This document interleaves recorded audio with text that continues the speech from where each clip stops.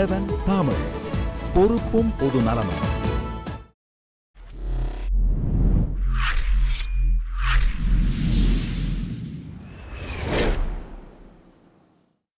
பாஜகவால் 2016 தமிழ்நாட்டில் ஆட்சியை பிடிக்க முடியுமா? தமிழ்நாட்டில் பாஜக தனிப்பட்ட முறையில் ஆட்சியை பிடிக்க முடியுமாங்கிறதெல்லாம் இன்னைக்கு நான் சொல்ல முடியாது. ஆனால் சரியான முறையில் திட்டங்களை கொண்டு வந்து நாங்களும் மெம்பர்ஷிப் அதிகமாக கூட்டி சரியான ஒரு கூட்டணியோ இல்லை சரியான ஒரு திட்டங்கள் மக்கள்கிட்ட சீக்கிரமாக சென்றடைஞ்சாலோ நிச்சயமாக ஒரு வாய்ப்பு இருக்குது. அமித்ஷா தன்னுடைய உரையில் குறிப்பிடுகிறார், இந்த மாதிரி திமுகவும் அதிமுகவும் தமிழ்நாட்டை சீரழித்து விட்டன என்று. உங்கள் கருத்து என்ன?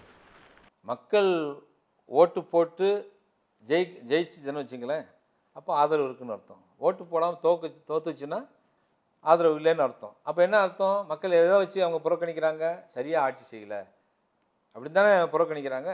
அதுதானே அப்போ அதுதானே அவர் சொல்கிறாரு. இல்லை, நீங்கள் அதை ஒத்துக்கொள்கிறீங்க, அந்த பார்வையை நீங்கள் ஒத்துக்கொள்கிறீங்க? நிச்சயமாக. ஏன்னா உங்களுக்கு இப்போ 2011 எதனால் நம்ம தோற்றோம்? ஒரு 2Gங்கிற ஒரு இஷ்யூனால தான் நம்ம தோற்றோம். அதை நம்ம ஒத்துக்கணுமா இல்லையா? அதே மாதிரி ஒரு குடும்ப அரசியல்னு எல்லா பத்திரிகையிலும் எழுதுனாங்க, எல்லாம் பண்ணாங்க. அதனால் மக்கள் விரக்தி அடைந்தாங்க இல்லையா? என்ன இவங்க ஒரு ஒட்டுமொத்த குடும்பமே அரசியலில் வந்துடுறாங்களே அப்படின்னு ஒரு விரக்தி இல்லையா? அதனால் ஓட்டு போடல. அதை நம்ம ஒத்துக்கணும். அதுக்கு அது என்ன சரி பண்ணுமா இல்லையா? அது சரி பண்ணாமல் இன்னும் போய்கிட்டு இருக்கேன். அந்த குடும்ப அரசியல் தான் திமுகவை இன்னைக்கு சிதைத்து கொண்டிருக்கிறதா? நிச்சயமாக சொல்லுவோம்.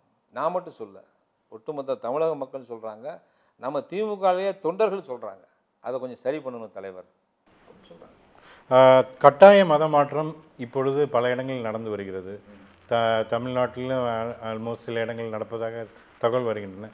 இப்படி கட்டாய மத மாற்றம் செய்து பாஜக ஆதரவுள்ள மற்ற அமைப்புகள், இந்து அமைப்புகள் செய்து கொண்டிருக்கின்ற சூழலில் நீங்கள் ஒரு நாத்திகவாதியாக கடந்த பல ஆண்டுகளாக இருந்து வந்திருக்கு. இந்த இதை எப்படி பார்க்குறீங்க? இந்த மத மாற்றம் இல்லை, மத மாற்றங்கிறதுங்க யாரையுமே கட்டாயப்படுத்தக்கூடாது. அவங்களுக்கு விரும்பின மதத்தில் இருக்கலாம், அவங்களும் விரும்பின சாமியை கும்பிடலாம், சில பேர் கும்பிடாமல் இருக்கலாம். அது அவங்களுடைய தனிப்பட்ட விருப்பை நம்ம கட்டாயப்படுத்தக்கூடாது. அந்த வகையில் அதை மீறி கட்டாயப்படுத்தி மதம் மாற்றுறாங்கன்னா அதை தடுக்கணுமா இல்லையா? அந்த தடுக்கிறதுக்கு ஒரு சட்டம்னு வேணுமா இல்லையா?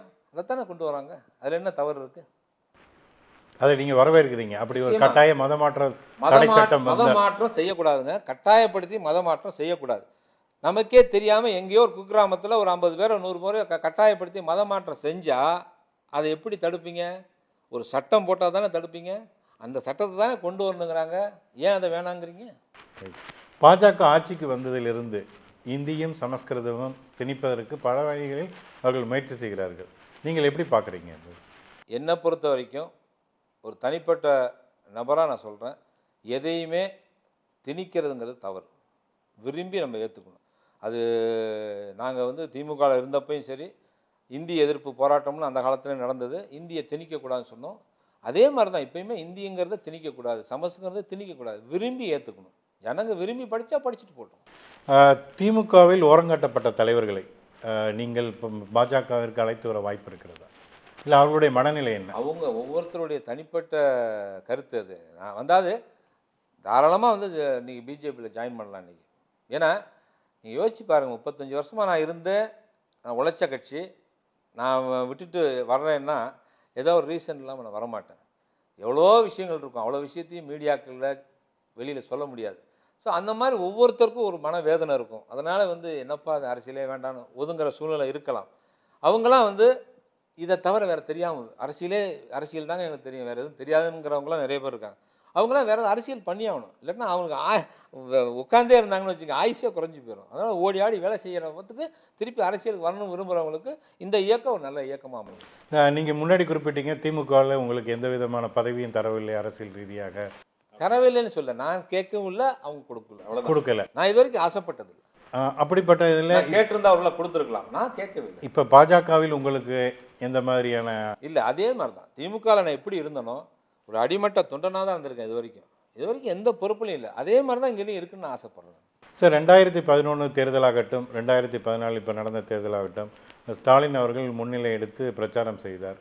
ஆனால் எல்லாமே தோல்வியில் தான் முடிவடைந்திருக்கிறதாக உங்கள் கட்சி அதாவது திமுகவில் கட்சி உறுப்பினர்களே சொல்லியிருக்காங்க. நீங்கள் எப்படி பார்க்குறீங்க? தலைவர் கலைஞர் அளவுக்கு அவர் தன்னுடைய திறமையெல்லாம் இன்னும் வளர்த்துக்கணுங்கிறது தான் எல்லாருடைய அபிப்பிராயமும் எல்லாருடைய ஆதங்கமும் அதை அவர் பண்ணார்னா அது காலத்தினுடைய கட்டாயம். யார் வேணாலும் வந்து இந்த நாட்டில் வந்து முதல்வராக வரலாம். அதனால் அது நான் எதுவும் சொல்ல முடியாது. இப்போதைக்கு வந்து தலைவருக்கு நிகரான தலைவர் இல்லை.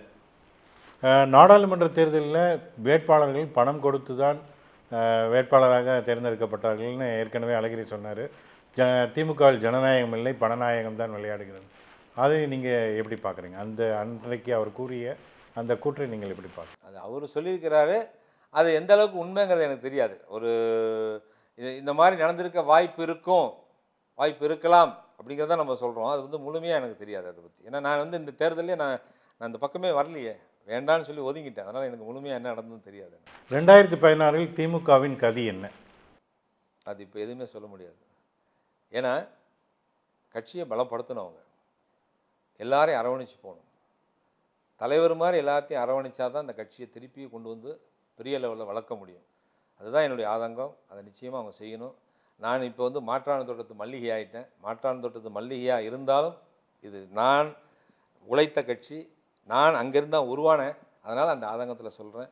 நிச்சயமாக அந்த கட்சியை தலைவர் அவர்கள் ஒரு நல்ல முடிவெடுத்து சரி பண்ணிக்கணும். நீங்கள் மத்தியில் அமைச்சராக இருந்தபோது காங்கிரஸினுடைய அணுகுமுறைகள் நீங்கள் வெரி க்ளோஸாக இருந்து பார்த்துருக்கீங்க. நீங்கள் ஏன் காங்கிரஸ் கட்சியில் இணையாமல் பிஜேபியில் இணைய காரணம்? காங்கிரஸ் கூட்டணியில் தான் நம்ம 5 ஆண்டு காலம் பணியாற்றணும். அதில் வந்து அந்த ஃப்ரீடம் கொடுக்கல எங்களுக்கு. அங்கேயுமே வந்து ஒரு எம்ஓஎஸ்ஸாக இருந்து ஒரு முழுமையாக எங்களை செயல்பட விடலை. சில பவர்ஸ் எங்களுக்கு கொடுக்கல. அதனால் திட்டங்களை கொண்டு வந்து சேர்க்க முடியல எங்களால்.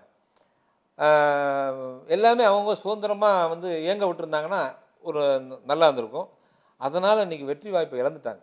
நிறைய ஊழல், 2G ஊழல், வந்து அந்த நிலக்கரி ஊழல், காமன்வெல்த் கேம்ஸ் ஊழல், நிறைய ஊழல்னு அலிகேஷன் வந்ததுனால காங்கிரஸ் மேலே ஒரு மிகப்பெரிய ஒரு கெட்ட பேர் வந்துருச்சு. அதனால் இன்றைக்கி வெற்றி வாய்ப்பு இழந்துட்டாங்க. ஸோ வெற்றி வாய்ப்பு இழந்ததுனால காங்கிரஸுடைய இதுலேருந்து இப்போவே வந்து பார்த்திங்கன்னா அவர் GK வாசன் ஐயா அவர்கள் பிரிஞ்சு தனியாக கட்சி ஆரம்பிச்சுட்டாங்க. அதனால் காங்கிரஸ் இன்னும் வீக்காக இருக்குது. காங்கிரஸ் இன்னும் வீக்காக இருக்கப்போ அந்த இயக்கத்தை போய் சேர்ந்து நான் என்ன செய்ய முடியும் சொல்லுங்கள்? ஏன்னா ஏற்கனவே நான் கண்கூட பார்த்துட்டேன் அந்த இயக்கத்தினுடைய செயல்பாடு. சோனியா காந்தி அம்மா நல்ல ஒரு டைனமிக் லீடராக இருந்தாங்க. இப்போ அடுத்து வர இளைய தலைமுறை நல்ல லீடராக வரணும் இல்லையா? அவர் ராகுல் அவருக்கு அந்தளவுக்கு இனிஷியேட் எடுத்து பண்ண மாட்டுறாரு. இப்போ நாங்கள்லாம் ஃப்ரீடமாக பேசணும். அவர் எல்லா தலைவர்களையும் அரவணைச்சு அவர் பேசணும். அது மாதிரிலாம் இல்லை அவர். அதனால் அவர் வந்து அந்த கட்சியை வளர்க்குறதுக்கு இன்ட்ரெஸ்ட் எடுக்காதனால அந்த கட்சி இன்னும் பின்னடைவே இருக்குது. தமிழ்நாட்டில் பிஜேபி வளரணும்னா என்னென்ன செய்ய வேண்டும் என்று நீங்கள் நினைக்கிறீங்க? அமித்ஷா அவர்களும் எங்களுடைய நேஷனல் தலைவர் அமித்ஷா அவர்களும் பாரத பிரதமர் மோடி அவர்களும் எந்த திட்டங்களை கொண்டு வராங்களோ, என்ன கொள்கையை கொண்டு வராங்களோ அதை கொண்டு போய் சேர்த்து கட்சியை வளர்க்குறது தான் எங்களுடைய நோக்கம். பல தலைவர்கள், பாஜகவில் இருக்கக்கூடிய பல தலைவர்கள் ரஜினிகாந்த் நம்முடைய அதாவது பிஜேபி கட்சிக்கு வர வேண்டும் என்று அவர்கள் குறிப்பிடுகிறார்கள். நீங்கள் என்ன நினைக்கிறீங்க? ரஜினிகாந்த் வந்தால் உங்களுடைய கட்சிக்கு செல்வாக்கு அதிகமாக கிடைக்கும் என்று நினைக்கிறீங்க? ஒருத்தரால் 10 ஓட்டு கிடைக்குதுன்னா கூட அவன் நம்ம கட்சிக்கு ஆதரவாக இருந்தால் நல்லதுன்னு நினைக்கிறவன் தான் அரசியல்வாதி. அப்படி இருக்கும்போது பல லட்சம் பேர் ஓட்டு போடுவாங்க ரஜினி சார் வாய்ஸ் கொடுத்தா, ரஜினி சார் வந்து நமக்கு சப்போர்ட் பண்ணா அப்படின்னு நினைக்கும் போது எந்த அரசியல்வாதியாக இருந்தாலும் அவர் நம்ம கட்சிக்கு சப்போர்ட்டாக இருக்கணும்னு நினைக்கிறதுல ஒன்றும் தவறு இல்லையே. அது மாதிரி தான் பிஜேபி நினைக்கிது. ஒருவேளை ரஜினி அரசியலுக்கு வரணும்னா பிஜேபிக்கு தான் வரணும் என்று என்ன கட்டாயம் இருக்கிறது? இல்லை அவர் வந்தால் உங்களுக்கு உங்கள் கட்சிக்கான என்ன செல்வாக்கு இருக்குன்னு நினைக்கிறேன்? அவருடைய கருத்தெல்லாம் என்கிட்ட கேட்டால் நான் எப்படி சொல்ல முடியும்? அவர் என்ன மனசில் நினச்சிருக்காருன்றதே தெரியும். அவர் அரசியல் இது வரைக்கும் வந்ததில்லை, விரும்பினதில்லை. அவர் எப்போ வேணாலும் சொல்லிக்கிட்டே இருப்பார், நான் வருவேன், வர வேண்டிய நேரத்தை வருவேன். அந்த நேரம் எப்போன்னு எனக்கு தெரியல. ஓகே, அமித்ஷா வந்து இப்போ சமீபத்தில் குறிப்பிட்டார், நாங்கள் முதலமைச்சர் வேட்பாளரை நாங்கள் அறிவித்து விட்டு தான் தேர்தலில் குதிப்போம் என்று. தமிழ்நாட்டில் முதலமைச்சர் வேட்பாளராக உங்கள் நாலேஜுக்கு அறிவிக்கக்கூடிய தலைவர் பிஜேபியில் இப்போ யார் இருக்கா? எங்க சேர்ந்த 2வது நாளே இதெல்லாம் நீங்கள் கேட்டிங்கன்னா நான் என்னன்னு சொல்லுவேன். தலைமை என்ன முடிவு எடுக்குதோ, தலைமை தலைவர் கலைஞர் வந்து இவரை தான் வேட்பாளர், இவர் தான் ஒரு சட்டமன்ற உறுப்பினர், இவர் தான் பாராளுமன்ற வேட்பாளர்னு அவங்க யாரை காமிச்சாங்களோ அவங்களுக்கு நாங்கள் வாக்கு சேகரித்தோம். வெற்றியோ தோல்வியோ போய் உழைச்சோம். அந்த மாதிரி தலைமை என்ன சொல்லுதோ அவங்களுக்கு போய் நாங்கள் வேலை செய்ய போகிறோம். பிஜேபியில் ஜனநாயகம் இருக்கும் என்று நம்புகிறீர்களா? இருக்க வேண்டும் என்று நம்புகிறேன். இப்பொழுது தேர்தல் நடந்தால் ஒருவேளை பிஜேபியினுடைய அணுகுமுறை என்னவாக இருக்க வேண்டும்? அதாவது 2014 பாராளுமன்ற தேர்தலில் அவங்க கூட்டணி அமைச்சாங்க. நீங்கள் சொல்கிற கட்சிகளெல்லாம் கூட்டணி அமைச்சாங்க. அந்த தேர்தலில் ஒரு சீட்டு கூட அவங்க ஜெயிக்கலைன்னா கூட கூட்டணியில் ஒரே ஒரு சீட்டு ஜெயித்தாங்க. அவர் அண்ணன் பொன் ராதாகிருஷ்ணன் அவர்கள் கன்னியாகுமரியில் ஜெயித்தாங்க. அதே கூட்டணியில் அன்புமணி அவர்கள் ஜெயித்தாங்க. ஆனால் அந்த அளவுக்கு எதிர்பார்த்த அளவுக்கு சீட்டு கிடைக்கல. ஆனால் ஓட்டு சதவீதம் கூடியிருக்கு, பிஜேபிக்கு கூடியிருக்கு. இப்போ அது வந்து இந்திய அளவில் அவங்க வந்து பிஜேபி வந்து எஸ்டாப்ளிஷ் ஆகிருக்கு அப்படிங்கிறதுலாம் இப்போ நிலைப்பாடு மாறிடுச்சு. இப்போ பிஜேபி ஆட்சி வந்ததுக்கப்புறம் நிலைப்பாடு மாறிடுச்சு. இப்போ முதல்ல வந்து பிஜேபி வந்து காங்கிரஸே வந்து கூட்டணி ஆட்சி தானே அமைச்சாங்க. இப்போ பிஜேபி வந்து 250 சீட்டு மேலே பிடிச்சி இன்றைக்கி இண்டிவிஜுவல் மெஜாரிட்டியில் ஆட்சி அமைச்சதுனால எல்லா ஸ்டேட்லேயும் அந்த அந்த கட்சிக்கு மேலே மரியாதை ஜாஸ்தியாகிடுச்சு, மோடி மேலே மரியாதை ஜாஸ்தியாகிடுச்சு. அதனால் தமிழ்நாட்டிலையுமே மக்கள் மனசில் அந்த மரியாதை கூடியிருக்கனால வாக்கு சதவீதம் கூடும், நிச்சயமாக உறுப்பினர் எண்ணிக்கை கூடும், ஆட்சிக்கு வருங்காலத்தில் ஆட்சி அமைக்கிறதுக்கு வாய்ப்பு இருக்குது. மிக்க நன்றி. உங்களுடைய தகவலுக்கும் உங்களுடைய எண்ணங்களுக்கும் மிக்க நன்றி. நன்றி.